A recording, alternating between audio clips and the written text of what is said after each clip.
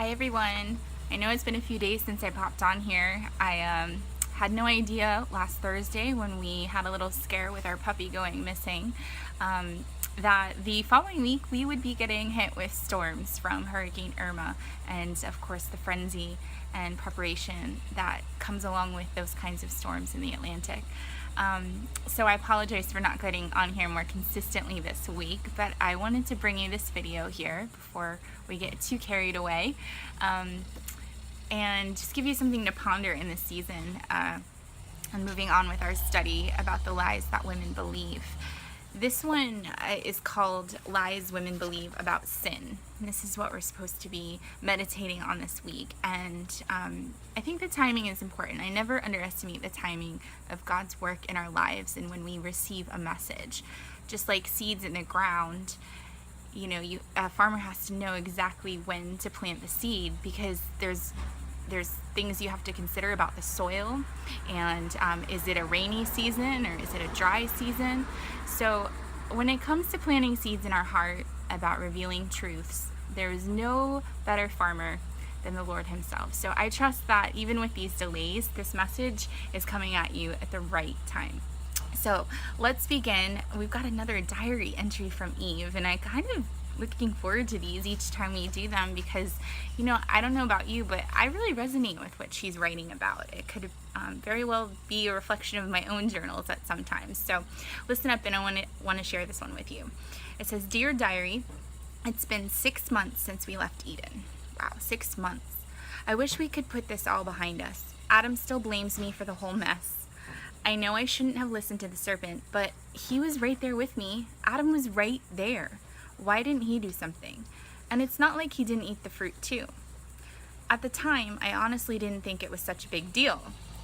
Now I have this overwhelming sense of guilt. How could I have done this to God after everything that he had done for us? Will we ever be able to have the same kind of relationship we used to have? Whenever I try to talk to God, I feel like there is this great big wall between us. One thing I hadn't counted on was how totally unnatural it would be to obey God once I ate that fruit. For example, until that day, whenever I got hungry, I would eat. And when I was full, I would stop. But now I have this constant craving for food. Once I start eating, I can't stop, even when I know I should. That's not the only area where I get out of control. My tongue gets me in so much trouble, especially on days like yesterday. It was that time of the month and I wasn't feeling well. I found myself snapping at Adam about every little thing. I hate it when I act this way. I don't like being moody and uptight. But sometimes I feel like I just can't help myself." I definitely think that's something, maybe not all of it, but as women, we've definitely had our moments of snapping at others. So the sin that we're talking about this week, there's actually 3 of them I want to bring to you today in today's video. The first is, I can sin and get away with it. We realized from looking at the story of Eve that, it wasn't necessarily that she was looking to get away with anything, because she didn't herself know at that point what the good and the bad exactly were, because it wasn't until she ate the fruit that her eyes became open to truth and lies, and that it even existed. Just sort of living in this beautiful existence with the Lord and how he created us originally to just always know good, and we never had to know the bad. So unfortunately, after Eve and Adam sinned, you and I have to worry about this, because we often are challenged in a moment of temptation to think, I can get away with it and it doesn't hurt anybody. But the Bible is very clear when we go back to the scriptures, right? Because we're getting stronger in the truth of the scriptures and the word of God. Psalms 10, it's verses 6, 11, and 13, says this. He says to himself, "Nothing will shake me. I'll always be happy and never have trouble." He says to himself, "God has forgotten. He covers his face and never sees. Why does the wicked man evil and revel God? Why does he say to himself, he won't call me to account?" Something that someone said to me, which was actually a source of encouragement and comfort, was that the Lord sees everything. Even the deepest recesses of our minds. He already knows the thought that you're thinking in your head. There is literally no place you can hide from God. And the scriptures say that. There is no place in all the earth that man can hide from the eye of God. So if we were to consider this and remember that at all times, he is with you. You're never alone. You're like never, ever, ever, ever alone, which can be a really good and comforting feeling. But in moments of temptation, it's a really startling truth that we ought to consider more instantaneously, that God is watching. God is there. He's the friend. He's the constant companion that is telling us, do you really want to do that? You know, he's not someone who's going to strong arm our will. He's not going to take over and say, no, you can't. A lot of people have this image of him like that, but in all truth, he's the most sincere friend you'll ever have, because he's the friend that's going to let you make the choice. He's the friend that's going to say, do you really want to do that? And if your answer to him is yes, he's going to let you. And that's what happened in the garden. You know, God revealed to Adam and Eve that when they ate of the tree, their eyes would be opened, because God knew that when you eat of it, your eyes will be opened and you will be like him, knowing good and evil.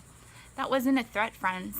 That wasn't a, hey, if you do this, he's going to be really jealous because you'll be like him. No. It was a warning from a very sincere friend who knew the consequences of what the effect of responding to temptation would be like. He knew that when they ate of it, his eyes would be opened. Adam and Eve's eyes would be opened, and they would have to bear the full vision of the created universe. They would be like the creator. And if we're going to be like the creator, then we have the responsibility of looking at his creation like the creator, including the dark, not just the light. So in a sense, he was trying to protect his dear friends from having that understanding. It was something that they didn't need to be burdened with, because he created them and designed them to be something different. He didn't design us to be God. He designed us to be friends of God. And there's a difference, because I may be your friend, but I cannot be you. And your responsibilities are much different than mine. Just like a king, you know, we, in the old days, you have a king, and servants had to carry about the task of keeping the kingdom running. But it was the king's particular responsibility to care for their souls, to care for their welfare, to care for a lot more than you and I as just servants would care for. So God was trying to protect us by not having us see the full weight of the king's responsibilities, because we weren't called to be kings from the beginning, in that sense of the word anyways. We know we are kings, sons and daughters, princesses and princes of the kingdom of God, but for our sake today, the point that we want to walk away with is that there are some things in this world that are not good for us, and a good and loving friend will be one who tells you, don't go that way. So when we're talking about sin and the question of whether you can sin and get away with it, the truth is, no, you can't sin and get away with it entirely. You may be able to get away with it in the eyes of men who will never see you because they're not continually around you or watching. But in the eyes of the Lord, we will never get away with sin because he is always with us. And this is a good thing, because when the Lord is with us, we get to choose to be like him and with him, and we have good counsel. We can trust his counsel in our life. So to believe the lie that I can sin and get away with it is just simply not true. But how often this temptation comes into our life, and if you would remember to walk in every moment and remember that the eyes of the Lord searches the earth for one who is willing and obedient to do the will of the Lord, then we know that his eye is always upon us. And that can be a good thing. So the other lie that we believe is that my sin isn't really that bad. Well, when it comes to sin, sin is sin. So we talked about before that sin is just a Greek word for an archer term, where a marksman would be trying to hit the point on a target. And if you miss the point, then you have sinned. It has gone to the left or to the right. It has not hit the bullseye. It has not hit the mark that it was intended to meet. So when we talk about our sin not being really that bad, it's not really a matter of degrees. I mean, you can miss that mark a little bit, or you can miss that mark a lot. Either way, you're sinning. Does that make sense, friends? So when we talk about our sin not being bad, it's not really a matter of choosing whether or not your sin is a little bit bad or a little bit good. It's just sin is sin. We don't want to live lives where we constantly miss the mark, a little bit or much. It doesn't matter. I mean, what we hope for and what we're called to do is pursue the walk of holiness and to try in our own strength, yes, but even more so with the strength and grace of God, to walk a life worthy of the calling of sons and daughters of Christ and to imitate Christ. And what did Christ do that we can imitate? Well, the scriptures tell us very much so that he learned obedience by what he suffered. And it was his obedience that allowed him to fulfill his calling even unto death. So every suffering temptation that you encounter, remember that the Lord encountered those same temptations. But the difference between what you and I get to choose and what he gets to choose is only in the action. Let me say that again. The only difference between you and I and the Lord is that he knows the Father so well that sin is just not a possibility. In his mind, he has already shut down the option of missing the mark. He knows what he's called to do, and he knows that every temptation that comes along his path is just going to deter him from that ultimate goal. I would challenge you this: if you were to walk throughout your life and be alert to the temptations that come into it, and instead of saying, ooh, this one sounds really good, maybe I could get away with it for a little bit, we instead said, no, I see you as a destiny stealer. You're trying to rob me of my rightful inheritance. You're trying to rob me of what God has planned for me, which is better than the good. It's the great that I've always wanted. Then you and I would probably have an easier time of casting down those temptations. But even in those moments when those temptations sound really good, when, they seem enticing and it's our nature to think that we can get away with it now, we still want to remember that the Lord is always with us. And if you call out to him in those moments of temptation, he is right there to rescue. The scriptures say when we ask upon him for anything, he comes immediately, and he is quick to save us from the temptations of our soul. All we have to do is be alert to the fact that that is happening and cry out to him. And that's a good news. That's really good news that we can do that, because he's always near enough to us. He's always with us, so he can do that. He can say, yes, friend, let's go. Let's get out of here. He's the friend that will take you out of the bad situation and take you home safely. The other thing that we believe about sin that is a lie is that I'm not fully responsible for my actions and reactions. Well, this would sort of imply that you're a robot and, it's not your fault that you are made this way, and it is what it is, and it's just our natural desire to be horrible people who are tempted all the time and give in to them. Well, we know that's not true, because we were made in the image of God, and we were made to be filled with his grace and his light, which means we can do all things through the power of Christ in our life. So the truth that, or the lie that you're not fully responsible for your actions is just simply not true, because the scriptures tell us that we can do all things through Christ, which means we have power over our thought life, we have power over our tongue, we have power over our journaling pen, we have power over our emotions, and we have the ability to say no to temptation and no to actually sinning. So as a young girl, I once heard a story from a pastor who told us this little parable about sin, to kind of put sin and its responsibility and effects on people into a different perspective. So I just wanted to share this with you to kind of give you something to hold on to when you think about this lie that I'm not fully responsible for my actions or reactions, and that sin doesn't really hurt anybody. So the story goes like this. There's a young boy playing outside of a house, and he is tossing the ball back and forth with his friend. And one of the times he misses the catch, and he gets very frustrated. And in his anger, he throws the ball at the house, and it breaks a window. Well, of course, immediately the boy felt remorse for the action that came out of his anger. But at the same time, he also knew that he was going to receive some sort of response to the action, right? Because he broke the window. And of course, the homeowner comes out, and he immediately looks at the damage, and he looks around for the responsible party. And thankfully in this situation, the young boy is there and he is willing to take responsibility for his action, which was to throw the ball at the house out of anger. Now, mind you, he didn't sin by getting angry and frustrated that he didn't catch the ball. Where he sinned, where he missed the mark, was when he threw the ball at the house out of frustration. He stepped outside of his emotion at that point and caused an action that affected somebody else. And of course, the affected person in this story is the homeowner, who now has to clean up this window.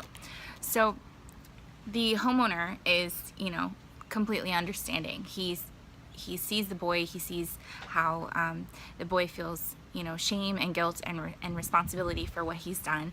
And of course the boy confesses and apologizes profusely. And the homeowner is just touched by the boy's reaction. And of course, he responds to him in kind, and he's loving and responsive to the boy, and he hugs him and says, "Don't worry about it, son. I understand that it was an accident." Well, of course, it was an accident that was a result of someone's decision to sin in their anger. Nonetheless, there is a window that needs to be repaired. So the homeowner says to the boy, "While I can forgive you for acting out of your anger in a way that caused me harm, I still have to repair this window." And he asked the boy, as part of his reconciliation, to help him clean up the window. And then of course there's going to be a time period where the boy has to work to pay for the new window to be installed.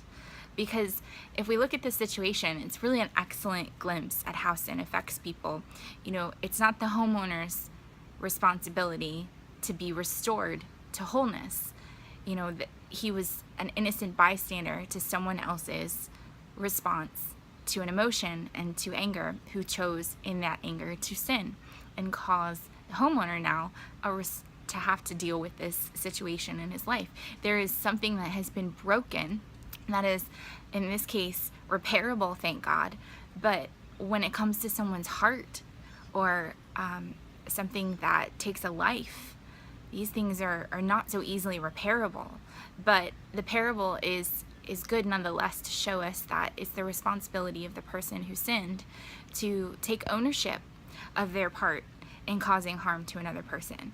But likewise, it's that the person who has been harmed, we have an equal responsibility to give forgiveness. So in wrapping up today's lesson, let's remember this: lies will always cause harm, but if we choose to walk in truth, we are much more likely to bring life and love and healing into not only our lives, but the lives of those around us. So I just want to bless you guys as you digest some of these words today, and encourage you to look up the scriptures that I'll post in the post, and take this weekend to really assess those times that you feel the temptation to walk in sin coming into your life. And I just want to encourage you to cry out to God in those moments and ask Him to deliver you from them, and to then have the courage to actually walk into the exit that He provides you. And if you haven't gotten a chance to check out Father Mike's video that we posted in here a couple days ago on how to resist temptation, I just want to encourage you to watch that again. It's a fabulous, quick, couple-minute video on his suggestions for how to look for the exit door with the Lord.